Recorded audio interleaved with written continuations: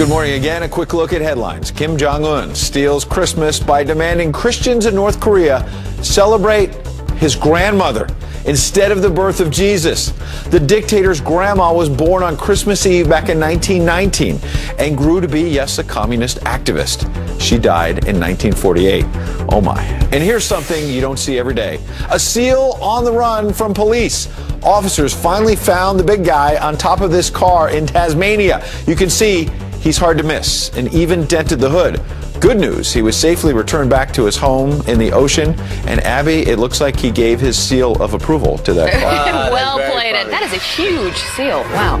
Well, President-elect Donald Trump announcing over the weekend he will dissolve his foundation to avoid any potential conflicts of interest. But for the Democrats, this move apparently is not enough. Yeah, the DNC saying the announcement is, quote, a wilted fig leaf to cover up his remaining conflicts of interest and his pitiful record of charitable giving. We are glad that he is shutting down this corrupt enterprise, but questions remain about how this shutdown will accommodate the investigation into the foundation.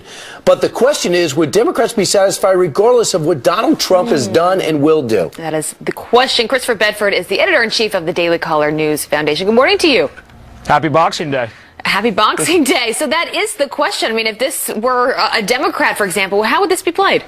I think it'd be played very differently. And Donald Trump and everyone in the media has got a visit from the ghost of Christmas future here for what's going to happen over the next 4 years with Democrats. So they've been calling him to divest, and they're worried about all of his business interests, which, by the way, are not this has happened with presidents before who've been very wealthy men. So he's moving slowly, and he's announced he's going to divest this charity. And they say they just attack. You can be guaranteed that no matter what he does over the next few years, that's what the Democrats are going to do. But they're going to have a rough time for the first few months because he's got the full power. You used to the partisans. You want to book and get both sides. And I thought, and if you want to do a fair and balanced look, if you're a Democrat, you'd say, I wonder what the legal implications are because it is technically under investigation from New York. But to attack this way, it shows a personal attack about a president that we know is going to have a tough time from day one. But to attack this aggressively, what does it say about the future? Well, I think it says that they're going to be pit bulls for Donald Trump. They certainly weren't pit bulls against Hillary Clinton, whose foundation was far more reaching, was worth significantly more, and had more legal problems until Donald Trump started being investigated. But it's a personal, vicious level of attack that I do not...